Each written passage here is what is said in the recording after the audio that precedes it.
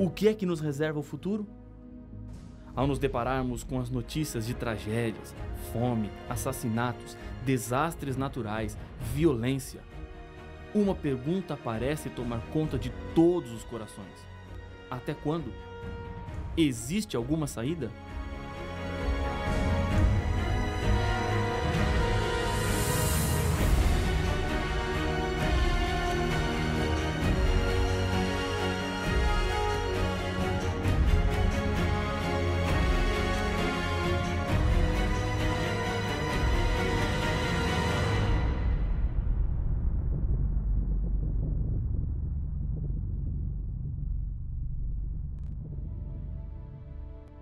O estudo do Apocalipse enche de esperança os que acreditam em Jesus.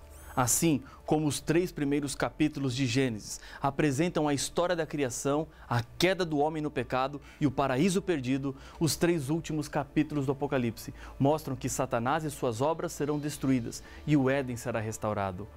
O livro do Apocalipse é a esperança e a certeza que temos de que Deus quer dar de volta ao ser humano tudo aquilo que ele tinha, mas perdeu com a entrada do pecado. Poderíamos dizer que o Evangelho do Apocalipse é a nossa segurança neste mundo cheio de incertezas. Mas existe um livro chamado Evangelho do Apocalipse? Na verdade, não. Mas o significado é real. O termo Evangelho significa boas notícias da parte de Deus em salvar o ser humano. O Apocalipse revela toda a beleza do amor de Deus ao salvar o pecador. Assim como os 3 primeiros capítulos da Bíblia nos falam como o pecado entrou no mundo, os 3 últimos capítulos falam como ele vai ser eliminado. A Bíblia mostra Deus buscando e ajudando seus filhos em meio a essa terrível tragédia. Esse plano de Deus é um tema muito importante dentro do Apocalipse. João vê um anjo que tem uma missão dentro desse plano de salvação. Acompanhe a leitura. Vi outro anjo voando pelo meio do céu, tendo um evangelho eterno para pregar aos que se assentam sobre a terra, e a cada nação, e tribo, e língua, e povo. Apocalipse capítulo 14 e o verso 6. O evangelho eterno é a mensagem de salvação de Deus. Foi necessário executar um plano para salvar o ser humano, pois o pecado traz consequências perigosas e trágicas. O pecado nos separa de Deus e descarrega sobre o ser humano a condenação à morte e a destruição da glória de Deus. Mas, para que essa terrível condição não se torne uma realidade na vida do ser humano, Paulo nos diz: portanto, assim como por um só homem entrou o pecado no mundo, e pelo pecado a morte, assim também a morte passou a todos os homens, porque todos pecaram. Romanos capítulo 5 e o verso 12. Depois da Batalha de Bautzen, Napoleão Bonaparte escreveu: "Não perdi ninguém de importância." A frase se torna mais dura quando se descobre que nesta batalha milhares de soldados haviam morrido defendendo a causa para a qual Napoleão os tinha enviado. Mas, como nenhum dos mortos tinha alta patente, para ele não tinham importância. Isso não é o que acontece com Deus. Para ele, cada ser humano é importante. Você e eu estávamos condenados à morte por causa do pecado. O amor de Deus fez com que Jesus assumisse o nosso lugar.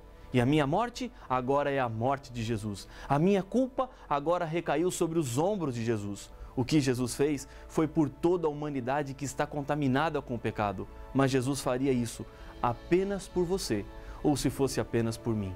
Um dos versos mais citados de toda a Bíblia deixa esse conceito bem claro. Porque Deus amou o mundo de tal maneira que deu seu Filho unigênito para que todo o que nele crê não pereça, mas tenha a vida eterna. João capítulo 3, o verso 16. Deus não quer que você se perca. O que ele fez foi para que você não tivesse que sofrer. A morte entrou pelo pecado de um homem e a morte sairá pela morte de um homem, Jesus. Contudo, depois de compreender e aceitar a morte de Jesus em seu lugar, há uma continuidade na decisão que tomamos. Jesus, em sua carta à igreja de Esmirna, promete: ser fiel até a morte e dar-te-ei a coroa da vida. Apocalipse capítulo 2 e o verso 10.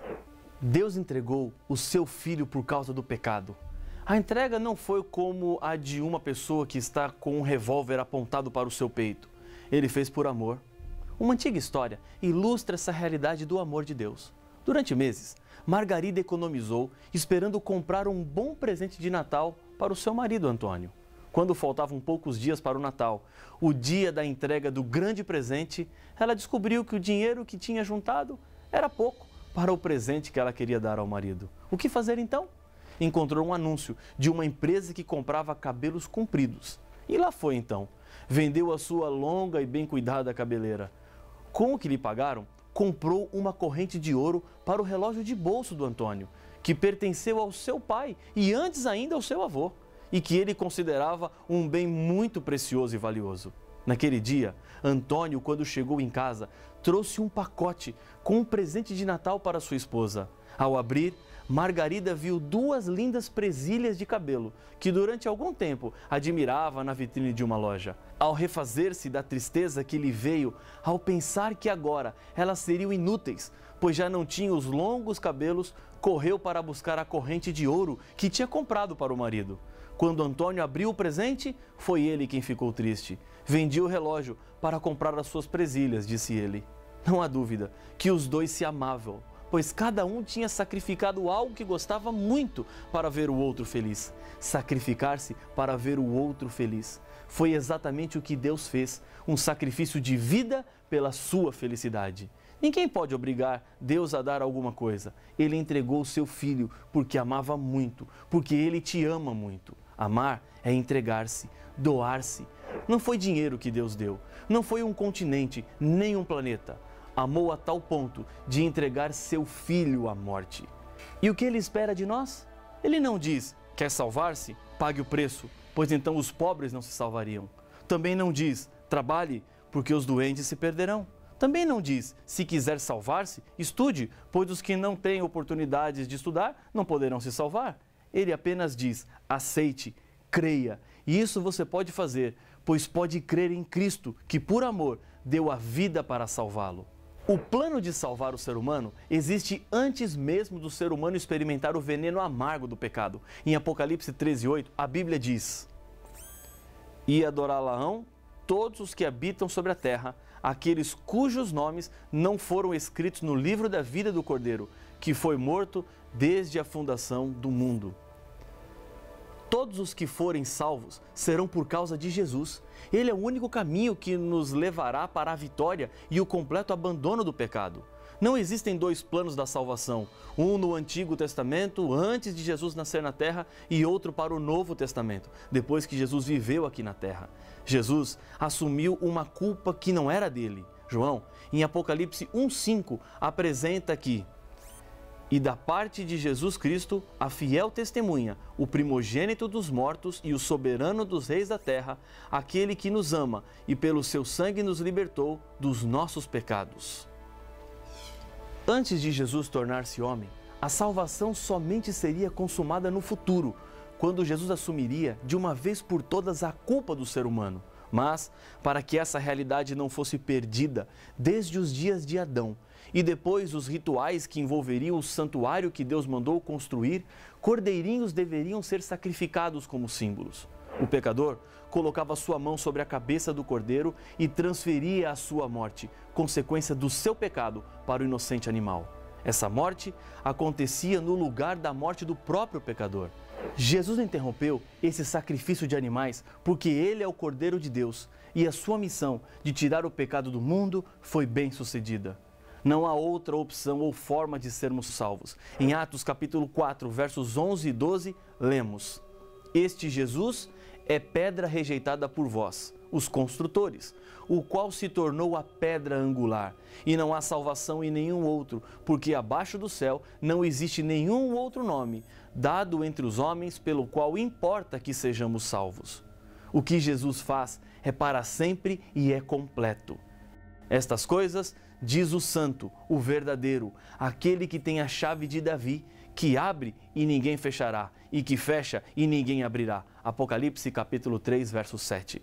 Jesus cumpriu todas as profecias. Em Isaías, encontramos que, embora Jesus nunca tivesse praticado nenhum mal, nossos pecados seriam postos sobre ele, e a sua morte seria a solução para que os seres humanos não precisassem morrer como consequência dos seus pecados. A ressurreição de Jesus garantiria vitória plena contra o pecado e a morte, e também a certeza de que os que morreram fiéis a Deus também ressuscitarão para receberem das mãos do próprio Deus a recompensa da vida eterna.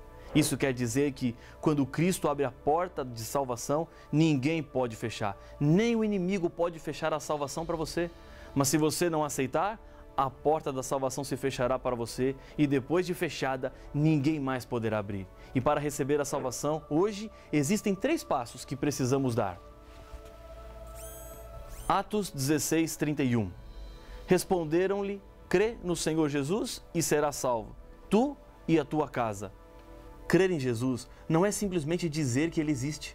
Crer envolve confiança, compromisso e certeza. Crer em Jesus é procurar conhecer cada dia mais a Deus e a sua vontade. Crer em Jesus é viver de acordo com aquilo que Deus espera de você. Crer em Jesus é aceitar pela fé, andar pelos caminhos que Deus trilhou através da Bíblia. Nem sempre é fácil fazer a vontade de Deus. Talvez seja exatamente isso que você está vivendo agora.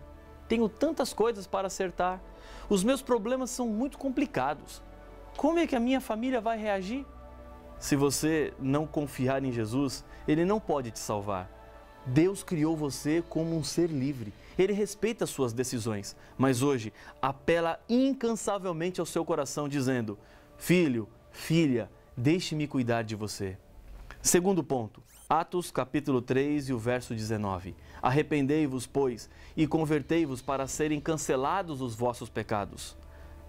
Arrepender-se é a tristeza por aquilo que você fez e a vontade de não fazer mais. Arrependimento envolve a busca para a transformação do seu coração e da sua vida. No grego, a expressão usada é metanoia, que quer dizer mudança de mentalidade. Ou seja, na Bíblia, arrependimento significa mudar a sua opinião.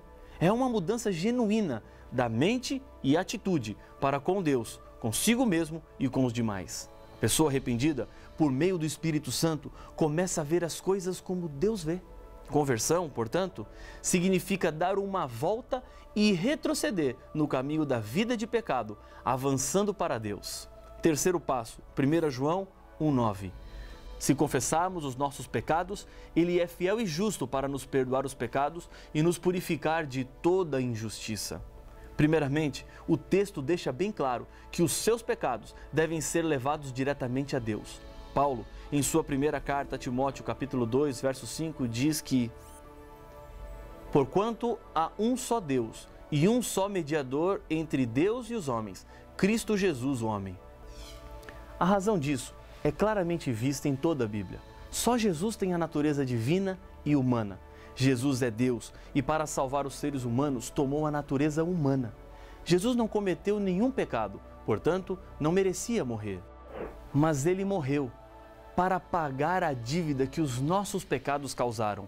Não existe outro que reúne essas características para falar ao homem sobre as coisas de Deus em linguagem de homens e que tenha poder para apresentar-se a Deus e falar com Ele de igual para igual a respeito dos problemas dos homens. É apenas para Jesus que o seu pecado deve ser confessado. Feche a porta do seu quarto ou aí mesmo onde você está e confesse a Deus os seus pecados. Você não precisa de nenhum ser humano que te leve até Deus, pois essa é a função de Jesus Cristo. Ele te coloca em contato com Deus diretamente. Alguém me disse uma vez: por que preciso confessar os meus pecados se Deus sabe todas as coisas? A confissão serve para fortalecer o seu relacionamento com Deus e, ao confessar, você está buscando em Jesus o poder e a força para vencer. A confissão envolve alguns elementos tais como: primeiro, sinceridade. Lembre-se que você está falando com Deus, que sabe todas as coisas. Não fique preocupado em querer impressionar a Deus. Abra o seu coração, fale tudo o que está dentro de você. Fazer isso lhe fará muito bem, tenho certeza disso. Tire essa angústia do coração, pare diante de Deus e sinta-o ao seu lado. Segundo, não justifique os seus pecados. Deus sabe o que você fez e por que fez. Não tente arrumar um culpado para o seu erro, como se você não tivesse nenhuma culpa. É uma tendência natural do ser humano sempre querer justificar as suas falhas ou explicar por que alguma coisa deu errado, achando sempre um culpado. Terceiro, humildade e tristeza. Esvazie-se do seu eu. Deixe de lado toda a vaidade ou orgulho. Reconheça a sua incapacidade e demonstre sua insatisfação por causa daquilo que você fez. Quarto, saiba da certeza do perdão. Não existem pecados que Deus não possa perdoar, mas para que todo pecado seja perdoado, envolve uma decisão e a disposição do seu coração em querer receber de Deus o perdão. Jesus hoje está lhe dizendo: eis que estou à porta e bato. Se alguém ouvir a minha voz e abrir a porta, entrarei em sua casa, cearei com ele e ele comigo. Apocalipse capítulo 3, verso 20.